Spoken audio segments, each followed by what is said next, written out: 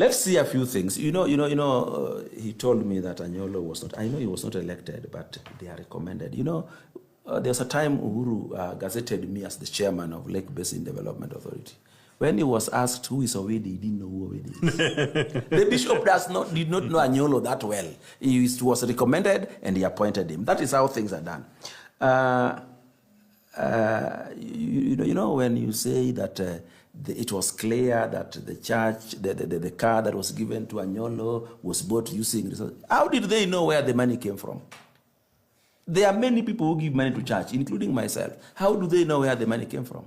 Maybe I had actually done some corruption where I work and taken. How do they know? The Bible insists that you should not judge others. And they will tell you, if you have never stolen any public resources, be the first one to cast stone. Anyway, nevertheless, the Catholic Church must be fair, and not only fair, be seen to be fair. If they condoned it during Kibaki and during Uhuru, they must go slow and point it out without frothing in the mouth that, oh, this guy is doing this or that. When just 1 year earlier, the same thing was done by a sitting president and they said nothing. Fanya mambo. I'm growing to be brutal with the truth as time goes. When you list for us Nelson Wairimu, Presbyterian, Catholic Church, one thing is common to all of them: their leadership. How come the SDA Church is never doing this thing? How come the Anglican Church is never doing this thing? How come these evangelical churches, not led by people from the mountain, are not being brutal on the president? What is happening here? These people do not believe any other Kenyan should be president. That is the truth. And there are very many Kikuyus who are very fair, who knows Kenya is for all of us, a Kalenjin can be president, and do you know, even President Uhuru Kenyatta had no intention of supporting Raila to be president. Do you know that? His intention was to become an executive prime minister. And that is why he insisted on BBI to increase the number of MPs, which was skewed. In Raila's backyard, there were to be only 2 MPs out of the 70.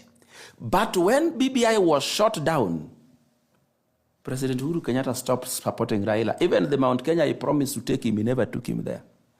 In fact, he was now leading him into places where they could jivinjari, dance, and drink. So he had no intention. His intention was to remain in power. When he discovered it couldn't remain, he believed it would be easier to remove President William Ruto, because if they were going to use the streets, President William Ruto people are not very many on the streets. In the streets of Nairobi, he was supported by the mountain.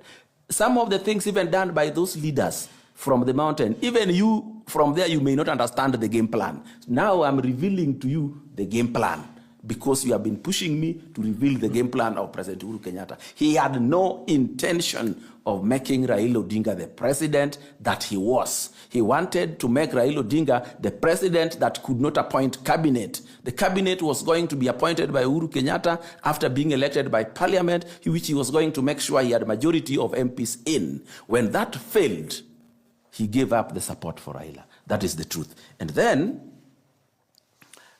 this idea that because there were different people saying the Gen Zs are being funded by this, another one saying funded by that, that is neither here nor there.